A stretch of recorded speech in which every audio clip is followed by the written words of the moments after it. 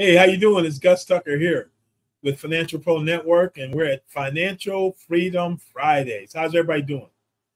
Hopefully you're doing well. It's really good to see you, and we're going to have a really awesome show today. I want to share some concepts with you that I've seen be successful in my own life and have helped clients. As recently, I was talking to clients yesterday, create financial independence for themselves and be able to retire and not have to worry about their bills. Their bills are on auto pay, and they get paid, and they got money left over to enjoy their life, travel, and things like that. So at some point in your life, I'm sure, I don't know what retirement means to you. I don't know what financial independence means to you. But when I talk to my clients, what I talk to them about is the fact that one day, do you want to have the capability of being able to not have to go to work and have your bills paid on the regular? And you don't have to call that retirement, but you can retire from going to work to make money. Now, I love what I do. I'm going to do it until they put me in the ground because it's about helping people. But wouldn't it be great to have a day where you say, at some point, I've created the lifestyle I want. I'm not going to work primarily for money anymore. I'm going because I help people and I love what I'm doing. And the money is a byproduct of doing that. Does that make sense to you? Well, let's jump back in a little bit where we were last time we were together. And what we're going to do is we're going to recap a couple things. So every month's Black History Month, right? Because Black people are making history every day. It's not 1 month. In February, Black History Month is every month. Okay, and what you see is from where you sit, and I hope your perspective on life is growing and developing every day. Okay, because as we grow and develop and change, more things become possible to us because we change our mindset. Okay, be fruitful, multiply, fill the earth, subdue it. Doing some more studying on this and got some. Subdue it really means to step on it.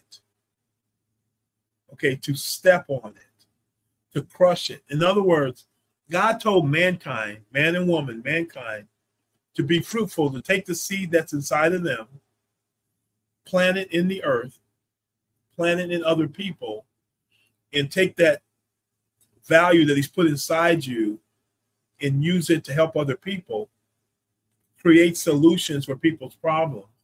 He wants you to multiply, not add, multiply, grow, not linearly, but to grow in ways that create an explosion, to grow exponentially, to fill the earth. The whole earth is our dominion given to us by our Heavenly Father, and subdue it. So if you step on something, let me ask you a question. If you step on something, is it bigger or smaller than you? Smaller than you, isn't it? There isn't a problem you're going to face or an opportunity you're going to run into that's not bigger, that's bigger than you and your God. It's going to be smaller. We got to see it that way, though, so we can overcome. And then to rule, take dominion over the earth. That's our responsibility. First to be, and be is about knowing who you are, having the correct identity. Do is operating out of that identity and working on the purposes that God has created you for, and then you'll have what he wants for you. And the principles we're talking about are presupposing that you're doing that. Okay? That's the process. We talked about 4 ways to make money: an employee, self-employed, business owner, and investor. And the right side of this cash flow quadrant is where most of the money is made, being a business owner and an investor. Okay? Now, we talked about the 3 rules of money. The 3 rules of money, okay? And rule number 1 is compound interest. And we talked about the rule of 72. Now, have you guys ever done this? And I don't think I've ever shown you this spreadsheet, but I've got a spreadsheet that has this on it. And it's like this. If you take a penny and you double it every day for 31 days. And my wife did this. My wife goes on an annual vacation with her siblings. Now, we've been married almost 39 years, and I can't go. I don't think that's right. What you think? But they go and they stay at a 5-star resort for like 10 days down in Mexico, right? One sister owns a house down there, and they stay part of the week there and part of the week at another place. I mean, you know, and I've been married 38 years, be $39. I can't even go. But anyway, so my wife was telling, and her family, they've done pretty well for themselves. So they're smart people. They said if you took a penny, you start out with 1 cent. On day 1, you start out with 1 cent. On day 2, you got 2 cents. On day 3, you got 4 cents. And you just keep doubling like that every day for 31 days. How much do you end up with? We got stuff like 23 cents, $100, things like that. You know how much money you end up with? It's over $10 million.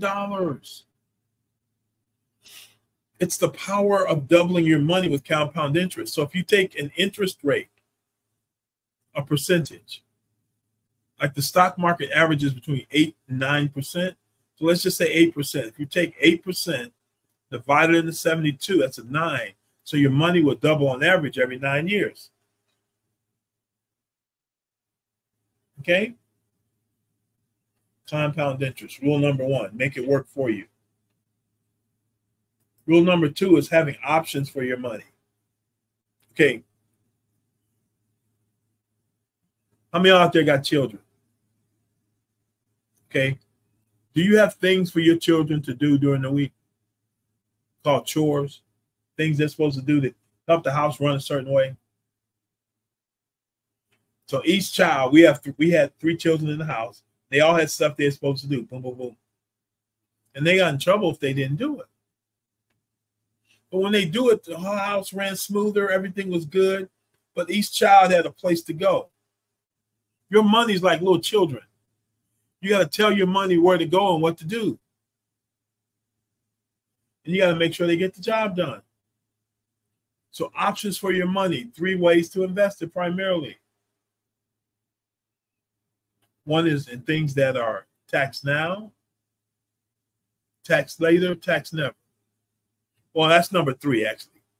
Options for your money is you put it in a fixed account, you put it in a variable account in the market, or you put it in an index account that has a floor on it where 0 is the worst you can do, right?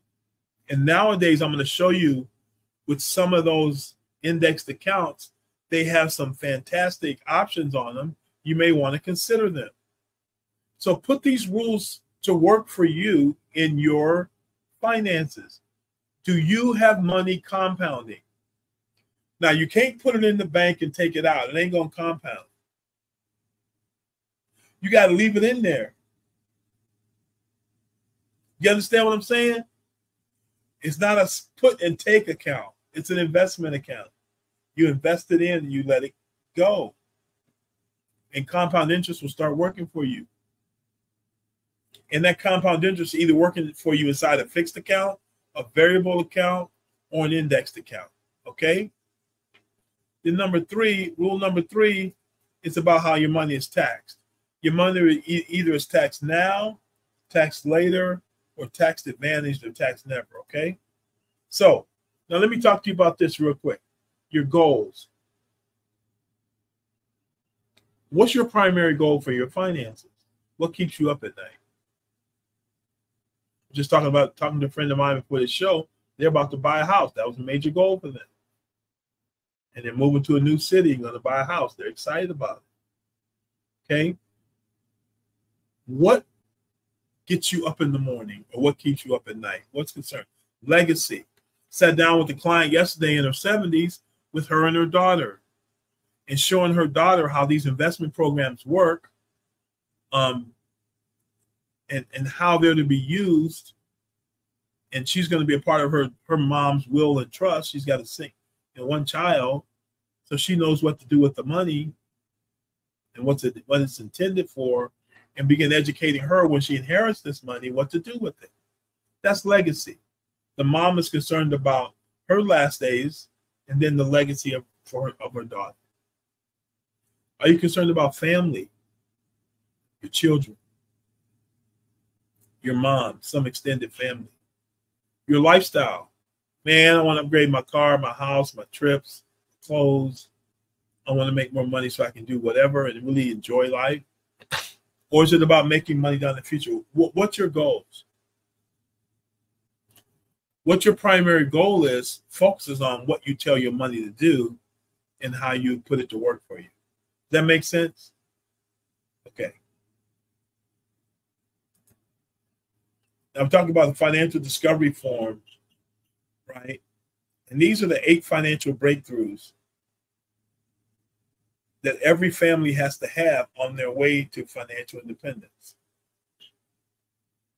You aren't going to get to financial independence if you're not aware of how you interact with money and what your habits are, good and bad. You can't change a habit till you really recognize what it is, become aware of it, and see where it is, what you need to change it to so you can get better. So financial awareness is about your relationship with money.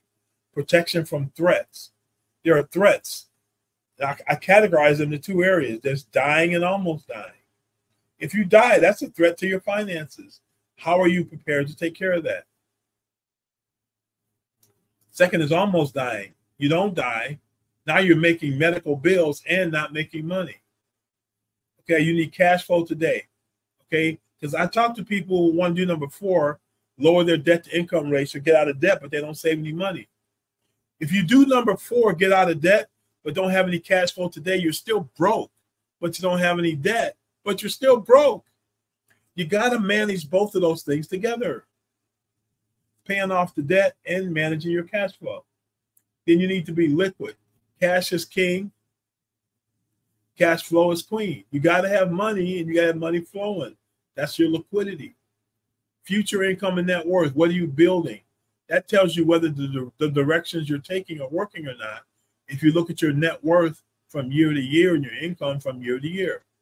Legacy and succession planning is about having wills and trusts in place, powers of attorney, and other legal and financial instruments in place to make sure your generations ahead of you are taken care of. And then accountability, you need somebody you're accountable with. Okay? Now, let's look at this. So that's the 8 breakthroughs in more detail. These are some of the products and solutions that we have that you can leverage as a part of your financial strategy, your financial game plan to make things happen. And we have a network of professionals that can help in these areas. So take a look at that. Like somebody said, I was talking to somebody and they said, well, I have lots of friends that sell insurance. I said, well, I don't sell insurance. I educate people on their financial goals and what their financial options are. And then we use a multitude of tools to help them get there. Okay? But first you got to know where you are, where you're going, and what your options are to get you there. Okay. It's 2 phases to your financial plan. One is the accumulation phase where you're growing your money. And then you reach your desired lifestyle at some age. And then you start the distribution phase. You have enough money, enough assets generating income for you where you're not worried about money. Now it's how much income a month you're going to need and how many checks you're going to get.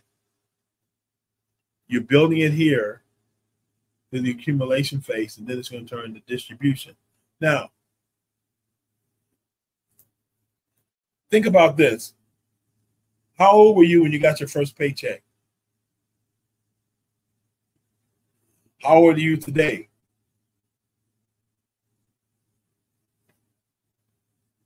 Think about this. What percentage of all that money do you have right now?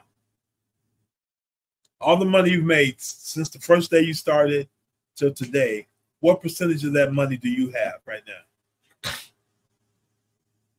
That's your accumulation phase. We got to take that money we're making and we got to save and invest it so we can accumulate it for our future going forward. If you're not happy with how much of that money you have, What are you going to change to make it better? Okay.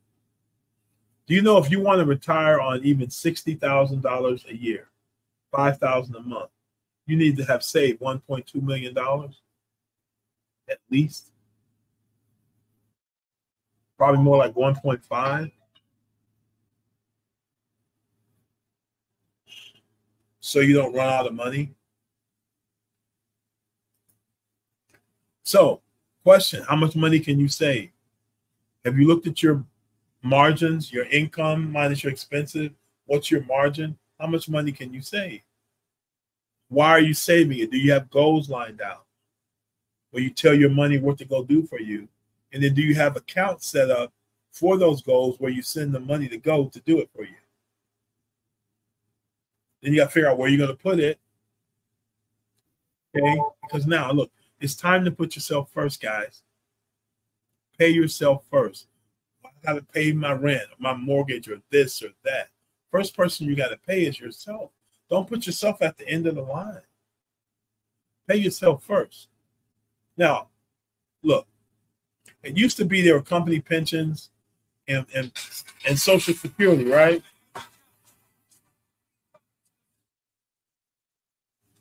Turn those alarms off. The changes in future income, company pensions, and Social Security. Well, company pensions, about 5% of Americans get company pensions. Social Security, 2034, I believe there's going to start being reductions in it, or the age is going to get moved out when you can get it. So really, it's up to you. What you're personally saving and developing is what's going to create your financial future. Okay, so getting educated on how to do that's important. We need to be saving. We talked about kind of savings habits over time. And today we aren't saving much money. We got to get into this 20 to 30% range, guys, to hit our goals. That's where we need to be. We talked about the options for your money: fixed, variable, and index. Fixed, you know, what are savings accounts doing? Bonds and treasuries. What are the rates at right now? You can look them up. Bankrate.com, different websites, you can look them up. They're in that 3 to 5% range. Inflation is probably at 6%. So if you're making 3 to 5% of your money, you're probably not making any money. You got to be getting over 6%. So that means you're probably looking at some sort of investment, either the stock market or business or something, where you can generate a little higher returns. Then you've got the indexed account, which not only plays offense, how do I grow my money, but it plays defense. Because you see those locks on that account? When the market starts to go down, the floor kicks in, you don't lose any money based on the market. Okay? So here's something that's really cool. It's called participation rates. Usually if you do an investment, you got a mutual fund or a stock. When it goes up, whatever percentage it goes up, that's the percentage you get in your account, right? So from one point to the next point, the stock went up 3% in value, you'd have 3% more money. What if, so the interest that's credited to you is called the rate of return. So if it went up 3% over the year, man, you have 3% more than you had to before. But today, there are accounts that have what are called participation rates. Ask about them when you're talking to a financial professional. Participation rates. What does that mean? Well, if the index goes up 3%, but the participation rate's 200%, whatever the market does, you get 200% of that number credited to your account. So what would you rather get? 3% of 6, 5% of 10, 7 or 14, 10 or 20, or 12 or 24%? Which one would you want to credit to your account? I want the one with the participation rate. Gus, how can they do that? Sounds too good to be true. No.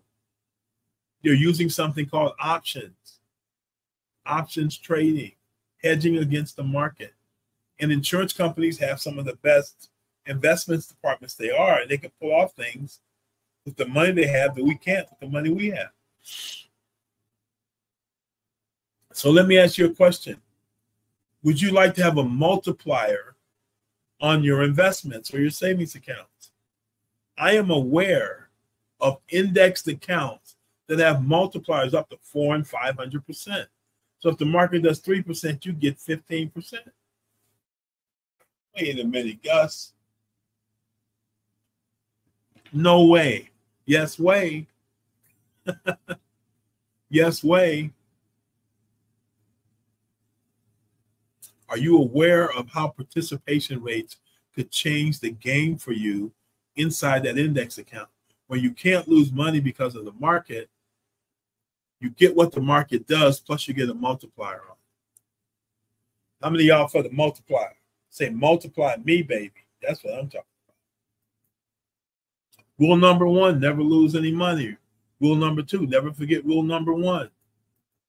Index accounts, that's what they do. They follow Warren Buffett's rules. Don't lose money. Rule number 1. Rule number 2, don't lose money. Because when you lose money, see this red when you lose money?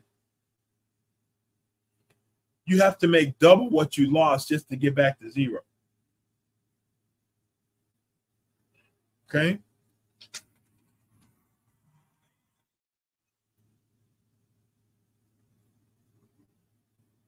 You not only lose money, you also lose time. You also lose time because it takes time for the money to come back. You see it from 2007 to 2009, the S&P index lost 55.3%. It required 123% to get the money back. And eventually it came back, but it gave you time. You had to give up time. So people who wanted to retire during that time frame couldn't retire. They couldn't. If they'd been in indexed accounts, they wouldn't have lost 55%. They would have been minimum at zero. Do you see what I'm saying? And they wouldn't have lost that time trying to recoup the losses in the marketplace. Then there are taxes, where you get taxed now on accounts like these, savings, CDs, money market stocks that are not inside some kind of tax qualified account. You pay tax on it the whole way. Tax later, 401ks, 403s, 457s, anything with a 4 in front of it, it's a tax qualified account. I have a friend of mine that jokes that means it's for the government, because you're going to pay taxes on it when you distribute that money out to yourself. So you get a tax break on your seed. They don't charge you taxes then. But at the harvest, when that seed multiplies and grows and develops, they're going to tax your harvest. The government's willing to wait to get their money from you, because they're going to get more, much more than they would if they'd taken the money on the spot. That's tax later. Tax never. Pay your tax up front on the seed, invest the money, don't get taxed on it anymore. So what if you could have tax never money that's inside an index getting participation rates from 100 to 500%, multiplying it times your deal. And it's compounding. It's tax treated well, and it's indexed. What if you could do that? Well, you can. Because we want your finances and your financial solutions to pass 4 tests. 1, does it protect you from threats? Dying too early, living too long, having a critical or chronic illness or something happen, does it protect you?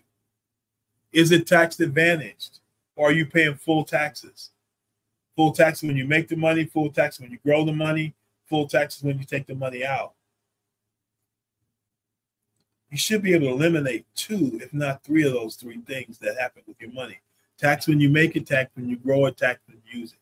You should be able to limit 2 for sure, maybe 3 if you're really bright. You can eliminate 3 legally. Number 3, safety. Your money needs to be safe. You don't want to go out there trying to, knock out every investment there is, and then bam, you get hit in the head, and you're on the canvas knocked out because you lost a lot of money. And then 4, you want it to grow. You want it to grow faster than inflation, 6%. Okay? Does your solution, do they pass the financial test? Those 4 things. Ask yourself that question.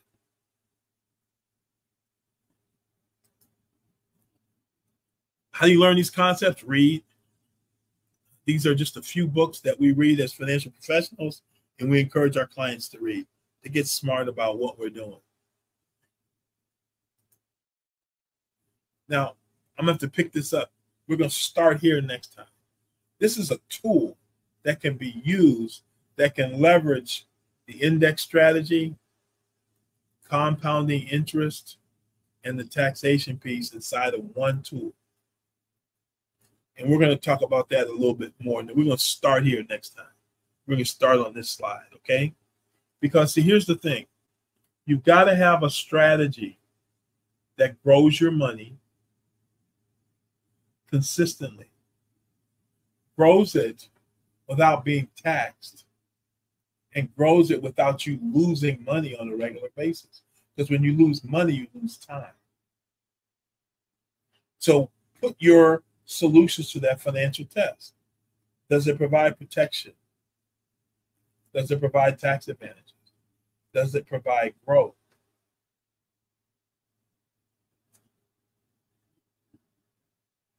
And does it protect you? Okay? It needs to do all four. Now, if you put those principles to work, you're guaranteed to end up financially where you want to. Why? Because it's a numbers game. Compound interest is going to compound. Taxes are either going to tax or not going to tax. And protection is either going to protect or not protect. But if you do those things, you're guaranteed to win. The only thing is getting started late and needed a time for your money to grow. When that happens, if you start late, the way you start late, finish rich. And we'll talk about this in future programs. You got to start a business so you can double and triple your income from what you're making today. Does that make sense? So next week, we're going to start with the tool that'll give you growth, participation rates, protection, and better tax treatment. And we're gonna dive into that right on that slide when we get together next week.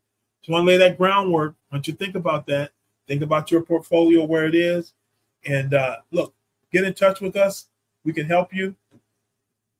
You can get a hold of me at Gus. This is an easier email address. Gus at fpneducator.com. Gus at FPN, Financial Pro Network. Gus at fpneducator.com. And we've started a radio program, and we're in Savannah and Atlanta, Georgia. And I'll put you on to that because it's got great retirement. It's called Retirement Refinance Radio, where we're talking about retirement and how to refinance your retirement. So you got better tools for it. And there's just many things throughout the network that are there that you can leverage to hit your financial goals. Been great chatting with you. We'll pick it up next week on the IUL, and we'll talk about that. Okay? God bless you guys. Like, subscribe, share this with other people. Hit us up on the website. Hit us up at Gus at fpneducator.com. You guys take care, all right? Have a great day.